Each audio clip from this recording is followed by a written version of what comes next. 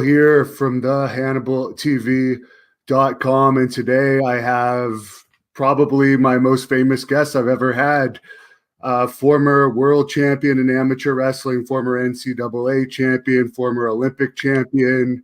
He's won every title in wrestling, most of them multiple times. None other than Kurt Angle. How are you doing today, sir? I'm doing great, thank you. What have you been up to since we last saw you in WWE? Well, I started a podcast called The Kurt Angle Show, and I also have a supplement company called Physically Fit Nutrition. We sell chicken snacks and organic plant protein snacks. They're called chicken snacks from Physically Fit Nutrition and Snack Smart, which are organic plant protein snacks. They're like Chex Mix little texture that are flavored. You have sriracha, sour cream and onion, honey mustard, cinnamon swirl. We have a lot of different flavors. It's doing pretty well. You can order them at physicallyfit.com. That's where you can get them. But that's what I've been doing. I've been staying pretty busy with it too. Now, is that the main part of your diet these days? Because I've noticed you're looking very lean and muscular. Is that eating your own products? Yeah, I mean, I snack on them. They're definitely part of my diet, but not all of it. I do a high protein, low carbohydrate, low fat diet. So I've been on that for about 4 months, and I'm probably in the best shape of my life right now. Yeah. What made you finally decide to actually have your retirement match and call it quits from professional wrestling? I decided before WrestleMania, I think in 2019. And the reason was I wasn't the same Kurt Angle as I was in my prime. And I noticed, watching myself on film, I lost a step. And if I can't be the Kurt Angle in his prime, I don't want to compete or perform. I feel like I'm letting the fans down. So I decided that would be my last match at WrestleMania. I wrestled Baron Corbin and lost to him dramatically, and I retired. Now, could you tell us a bit about your beginnings in amateur wrestling and how you developed into an Olympic champion? Well, I started out when I was 7. I wasn't very good, but I wanted to be just like my brothers. They were all incredible wrestlers. They all competed, and I had 4 older brothers and an older sister. They were all involved in wrestling to some capacity. So I knew that I was going to be a wrestler because I was the youngest of the 6 kids. And my first couple of years, I took a beating. I wasn't very good, and I used to cry quite a bit. And my brothers thought I was all my brothers thought I was a sissy. But I was a very I was a delicate kid. You could hurt my feelings pretty quickly. But wrestling toughened me up throughout my career. And by the time I got to high school, I got pretty good. And I won a state title, and then I won the junior nationals my senior year, and I knew that I had a future in wrestling. Now, I read in your book that your brothers were pretty rough on you. How much did that play a role in preparing you for the intimidation of amateur wrestling? Oh, a big role. My brothers, the thing is, my older brothers didn't beat me up too much. My brother Eric did. He was a year and a half older than I was. So we used to fight all the time, and he would beat the crap out of me. So, it definitely does toughen you up. But, if you get it too much, it becomes abusive and it can backfire on you. But, I just sucked it up and, did whatever I could. But my older brothers, they used to make my brother Eric and I fight. We would put boxing gloves on and we'd have the Friday night fights, and they would just have a blast sitting back and watching us. My older brothers were like 10, 12 years older than my brother Eric and myself. So they took amusement out of it, and we were part of the show. I also read in your book that cardio played a big role in your amateur wrestling. Obviously, it's a very intense sport, and that's very important. What would be some of your best advice for any amateur wrestlers watching this out there for cardio training? Well, cardio training is imperative for amateur wrestling. You have to be able to expand your lungs so that you don't get tired. You're gonna get tired regardless, but if you train yourself enough, when you're exhausted, if you train through that exhaustion, the thing that when you get tired, your brain shuts down and says, "I can't go anymore." But when you exhaust train, that means you train till you're exhausted, and that's when the training starts. It's pretty abusive, but it works really well. And you learn how to think through these situations of getting exhausted, and your brain just tells you just keep moving, just keep pressing forward. You're not going to die. It's not going to affect you. So, the exhaust training is why I won the Olympic gold medal. I wasn't the best technician. I wasn't the strongest. I wasn't the fastest. I wasn't. I actually was 15 pounds underweight in my weight class, so I was small for my weight class. I wrestled at 220. I weighed 205, so I had to come up with something that would be effective for me to win. And I thought that exhaust training was my only way to do it, and that's what I did. You had some matches against Mark Kerr, who I've interviewed a couple of times. What are your thoughts on Mark cleaning himself up, and now The Rock's going to be doing a movie on him in the coming years? I think it's awesome. Mark Kerr deserves that. He was one of my biggest competitors. Incredible athlete. He was a beast. The reason I beat him, because he beat me the first couple years trying out for the world team, and then I beat him the next 2 years, is because of my conditioning. Mark, at the time, he was a great technician. He was strong. He was fast. He was a big dude, but he didn't train as hard as he should have. And because of the conditioning factor, I was able to get him tired and turn the match around and be able to win the matches. Now, as far as the talks you had related to getting into MMA, I know that you were fairly serious about it for a while. What ultimately made you choose to just stick with pro wrestling? Was it money? Yeah, it was money. The MMA at the time, the UFC, when they approached me, was 1997. Dana White was not involved at the time. And there was a woman there that was in charge. And she called me and said, "Hey, we would like you to enter the UFC, and we'll give you a 10-fight deal." And the money wasn't that great. It was $15,000 a fight. So I wasn't going to get my butt kicked for $15,000 for each fight. That would have been brutal. And the UFC really started coming on strong after I got involved in the WWE in 1998. UFC became like a really big company by 2001. And I was thinking about crossing over, but then I broke my neck again. And that dwindled my dreams of doing anything in MMA. Did you ever do any grappling training or anything just to test yourself out to see how you would do in submission wrestling situations? Yeah, I did some training for a while. This was, gosh, back in 2008, 2009. I did some training at the Pittsburgh Fight Club, and I was getting pretty good. But I knew at the time, after breaking my neck several times, I didn't have any strength in my upper body, and I would have left myself open for submission holds with my arms. I just didn't have the strength. I couldn't do 5 push-ups at the time, so it was very difficult for me to cross over to MMA when I wasn't at 100%, and I knew I couldn't do it. Now, I know you've talked about this a lot, but there's a lot of fans asking about that incident where Puder put the key lock on you, which was, I guess, a bit of a surprise since it was an amateur wrestling contest. What are your thoughts on that? And are you disappointed that WWE never actually gave you a match against him because there was some heat there with the fans? Well, it was a wrestling match, and he caught me in a submission, and it really wasn't supposed to be submission. I told him that afterward. I said, "You're a dumbass because you pinned yourself," and but I like Dan. I actually got along with him really well, and we were supposed to have a program right before WrestleMania, but he there were rumors of his attitude, and he was pissing off some of the boys.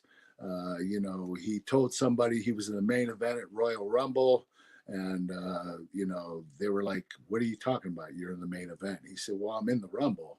And they said, "That's not the main event." And so he just came across as arrogant. And I think a lot of guys took their frustrations out on him at the Rumble. If you watch the match during the Royal Rumble, they were chopping the crap out of him, chest chopping, just brutalizing him. And, the poor kid didn't even know how to wrestle yet. And, he was put in a situation where he was uncomfortable. And I totally get why, he was upset. And, the company felt that he wasn't picking up on the technique as quickly as they wanted him to.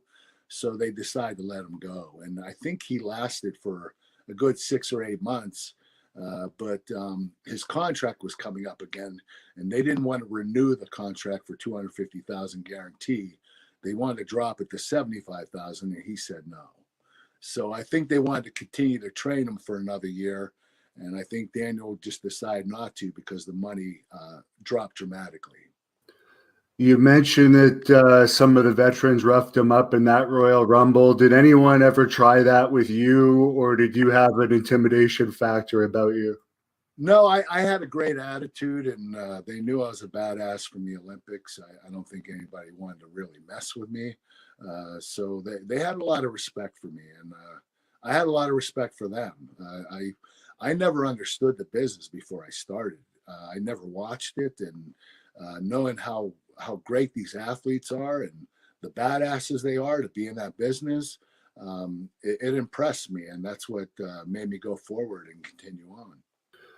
What were your first impressions of professional wrestling when you started to get into it? Because I know you had that bad experience with ECW, but when you started training with WWE at the camp, did you enjoy it right away? Yeah, I enjoyed it. It was pretty brutal. When you go to camp, a training camp, that's what I did for a tryout. So I passed up a guarantee in 1996 from WWE. It was a multi-million-dollar guarantee. And I decided to go back to them in 1998. And they said, "You're not getting the guarantee anymore. You're going to have to try out." So I had to go to the training camps and try out. And I was picking up on the techniques pretty quickly. And I enjoyed it. But the bumping, you had to bump 300 times a day. I don't know if you've ever bumped in a ring with plywood, but it's pretty brutal. It's like getting hit from behind going 60 standing still. So it has a whiplash effect. It's bad on your back and your neck, and doing those, you get really sore. And after 300 bumps, you end up being numb. So we would do that every day, and it was quite brutal at the time. And I understand you had your first match very quickly, quicker than anyone in history, I guess, and it was right on WWE in a dark match at a taping. Yes, I can't remember who it was, but I think it might have been Brian Christopher from Too Sexy, one of the tag team guys. They were him and Scotty Too Hottie. But yeah, I did a match. I actually did a match first with Tom Pritchard, my trainer, and it came across really well. And I was only in the business 3 days, so that was my first real match. And but the dark match was Brian Christopher, and that was a few months later. But I was only in the business for 3 months, and to have a match that quickly is pretty impressive. Usually, you don't have a match at least for 6 months to a year, and you're still not ready. Usually, it takes 2 or 3 years of training before you start on TV. But I started relatively quickly, probably 8 months after I first stepped in the squared circle. Now, they ended up making you a heel at first, which was a surprise to a lot of people. Were you comfortable with that, coming from being this beloved amateur wrestling champion? Yeah, I thought they were full of crap. I thought that the fans were going to accept me as a babyface. But Vince McMahon said they're not going to. They don't know who you are. They know you won an Olympic gold medal, but they don't know you personally. And when people come into the business and they're pushed really hard, they're usually going to be booed at. And he said, I'm going to make sure that this happens because I have the equation, the right equation. They tried it with The Rock back in the early, mid 90s. And they tried to make him a babyface, and they did everything they could, and it backfired. So they wanted to use the same equation with me and push me as a babyface, the man of the three eyes, and I take vitamins and drink milk, and I won an Olympic gold medal. I'm about intensity, integrity, and intelligence. And I think what that did was made me so cut and dry, like, a milk drinking, vitamin taking nerd. They actually made my character a bit of a nerd, and I was oblivious to everything. So they did a really good job of setting it up to make me a heel. Now, you worked with Charlie Haas as part of the Team Angle thing. He's with the company I work now here in Texas. He's the champion of SWE Fury. I'm just wondering your thoughts on him as an amateur and professional wrestler, and now he's also an amateur wrestling coach again at a high school, and he's doing good for himself these days. I'm happy for Charlie. I love the kid dearly. He's a great athlete, great person, one of the best individuals I've ever met. And he had a lot of success in college. He was an All-American, and he went on to, pro wrestling, did the Indies for a couple years and worked his way up to WWE, him and his brother Russ. It was unfortunate what happened to Russ, but Charlie continued on in his brother's name and did a great job. We created Team Angle. We had a lot of fun. I just don't think the team lasted as long as it should have.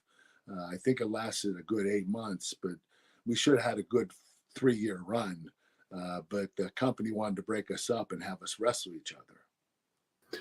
Did you have much say in your storylines when you were a star and one of the big names in WWE? I'm sorry? Did you have much say in your storylines, like compared to like a Charlie Haas in WWE? Would you have had more say with the creative that you were involved with? Well, I never really got involved with creative. I trusted what they did. I had a great writer, Brian Gewirtz. He understood me. I understood him. We had great chemistry, and we were able to work together and come up with a great character. So I was cool with that. Did you have a particular agent that worked with you on your matches, or would they just give you random people? Well, my two favorites were Pat Patterson and John Laurinaitis. They were both incredible agents. They did a great job of coming up with great finishes and false finishes. They really assisted us in our matches. And Pat is one of the greatest of all time. He was one of the greatest wrestlers of all time. And he was a lot of fun to work with. And he came up with some innovative ideas. I mean, the guy, he passed away, God bless him, a couple of years ago. He was, in his 80s, but Pat was, he was always up to par with, up to date with what was going on in wrestling. He never really set himself back in the 70s and 80s and stayed there. He evolved with the business, and that's what made him special. I know you were close with Eddie Guerrero, but there's a story out there that he got into it with you backstage one night. Is that true? Yes, it was a misunderstanding. Eddie was he was having problems at the time with his health. Obviously, this is not long before he passed away when he had a heart attack. And we knew something was bothering him. We just didn't know because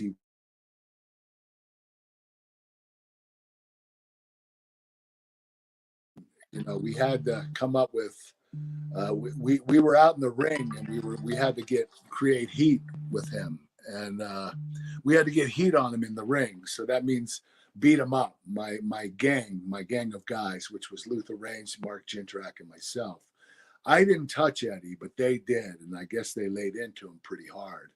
And he came backstage. He was mad, and he approached me and said, "Why'd you lay into me like that? You were beating the crap out of me." He actually used a lot more swear words, but I don't want to say it on the podcast. But I said, Eddie, I didn't touch you. He said, yes, you did. And he pushed me. And I said, don't push me again. He pushed me. I pushed him back. And he tried to double leg me. And it wasn't that hard to fight him off. I mean, being an amateur wrestler, it was pretty easy. And I put him in a chokehold, started choking him out. And then Big Show broke it up, thank God. Because I loved Eddie. I didn't want to fight Eddie. It was just, the crazy thing is, 10 minutes later, JBL, John Bradshaw Layfield, goes to Eddie and says, why would you double leg an Olympic gold medalist? And Eddie said, because I'm a dumbass. So it turned out to be pretty funny, but it was pretty intense. I mean, Eddie was pretty upset. Gable Steveson just won the Olympic trials at heavyweight, and he just won the NCAAs as well. There's rumors that WWE is looking at him. How do you think his chances are at the Olympics, and what are his chances at being a successful professional wrestler after, if he chooses to go that way? Are you talking about the wrestler from Minnesota? Yes. The heavyweight. The heavyweight from Minnesota, right? Yeah. Yeah, he's phenomenal. I love the kid. He's got a lot of talent. I think he would cross over very well. He has an incredible look, and I think he would have a lot of success. Kind of like what Brock Lesnar went through. I think he could have that type of career. He's definitely a dominating heavyweight, and he would do a good job. You had a lot of matches with Brock over the years on house shows as well as TV and pay-per-view. Is there any match with you and Brock that's particularly your favorite, and how did you like working with him overall? I loved working with Brock. He was incredible.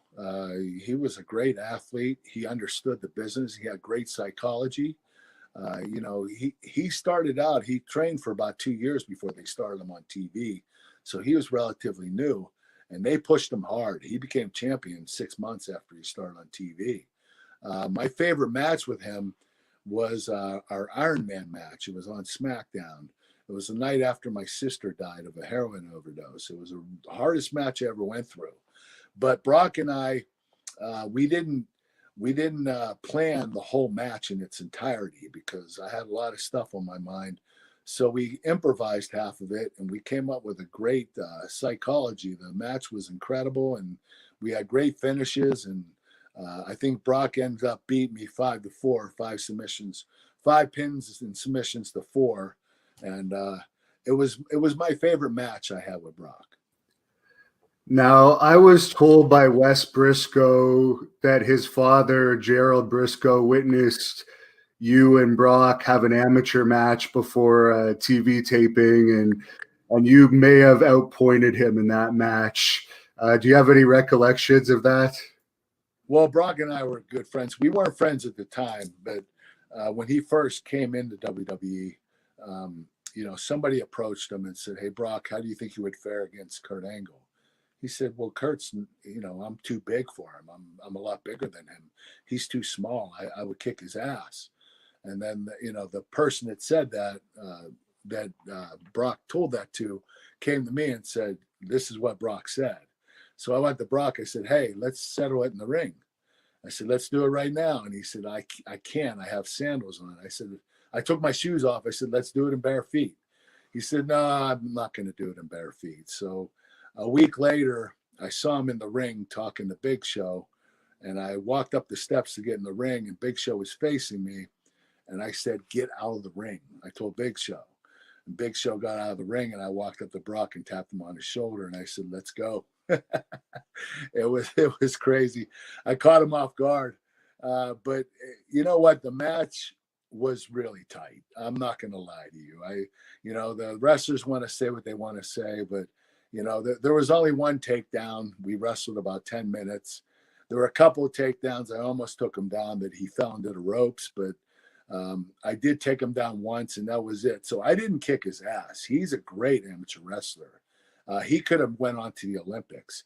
I don't know if he would want a gold medal, but he was good enough to make it. And he was a far superior athlete. I mean, especially against all these other heavyweights. So Brock would have had success anywhere he went. If he would have went to the NFL, which he did, and they wanted him to go to NFL Europe for a year and come back. He didn't want to travel, so he decided to do MMA. He is good at whatever he does. He is that talented. I mean, you could put him in a baseball game and he would hit a home run. He's just a superior athlete. And of course, everyone remembers your feud with Steve Austin when Steve was at his absolute peak in popularity. Anything stand out to you from that feud? Of course, all the fans always like to remember the milk truck incident. Yeah, the milk truck is my favorite incident that I did. It was my favorite moment. Austin did it a few years prior with the beer truck, and I was mimicking Stone Cold. And that to have a program with the biggest name in the business, in the history of the business, especially I was just 1 year on TV, so it was a great position to be in, and what a great moment to come out with the milk truck and spray Austin down with a bunch of the Alliance. It was the best moment of my career. It really was. And working with The Rock, who went on to become possibly the biggest star in entertainment. How was that being in there with him? With Brock or The Rock? You mean The Rock? Sorry, The Rock. Dwayne was awesome. He was an incredible performer. One of the best athletes I've ever been in the ring with. He had a jump, a spring. He could jump high. He was quick. He was catty. He had all the tools, and he was even better at cutting promos. I mean, this guy was he was a great find for Vince McMahon. I mean, I don't think anybody, when Dwayne first started, that he would have the success he had within a few years. He was, the biggest name outside of Stone Cold in professional wrestling. And he went on to Hollywood and became a blockbuster actor. He's another guy that's been good at everything he does. And last question here, because I know you got to go. There's a lot of fans that want to know if you would consider going to AEW if they made you the right offer, or is your relationship with WWE too good right now that you wouldn't even consider anything like that? Well, my relationship with WWE is really good, and I like to keep it that way. I don't have any plans of going to AEW. I haven't really spoke to them much. Just a couple of messages sent back and forth, but nothing serious. I have something going on with WWE right now, and it most likely will materialize. I can't talk about it, but that's what I'm waiting on, and I don't want to mess that up. The company's been so good to me, and I want to be loyal to them. Yeah, there was some talk before, something with you and Riddle, but I guess that didn't work out because you're too focused on your supplement line right now. Yes, they approached me about managing Matt Riddle, which I would have loved to have done. But having a supplement company, and it was in a very crucial point, with the lockdown, and our business was going down, and I needed to be there a lot more. So I couldn't really manage anybody. And not only that, the money wasn't that great. To be an on-air talent, it wasn't as good as I would like it to be. And so I passed on it. And again, for your supplement company, where can they buy those supplements? I actually might order some because it seems like pretty good quality protein. And also, where can people follow you on social media? Well, my supplement company, you can get them at physicallyfit.com. That's the website.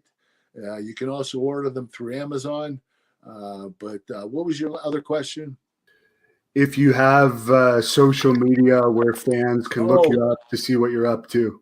My tag name for Twitter is Real Kurt Angle. For Instagram, it's The Real Kurt Angle. You can get me, you can contact me there, and follow me, and we'll have a good time. And is there any particular one of your supplements that you like the best as far as the protein ones? If I were to order one, is there one that you would recommend? I recommend all of them. They're all incredible flavors, but The cleanest one that has no sugar, zero sugar. Most of them have no sugar or very low sugar and low carbohydrates, but the one that's the cleanest is the buffalo and blue cheese, wild buffalo and blue cheese. Incredible flavor. It has a spice to it. It has a kick. But we also have kung po, sriracha, honey barbecue, just some great flavors. And the business is really starting to pick up now.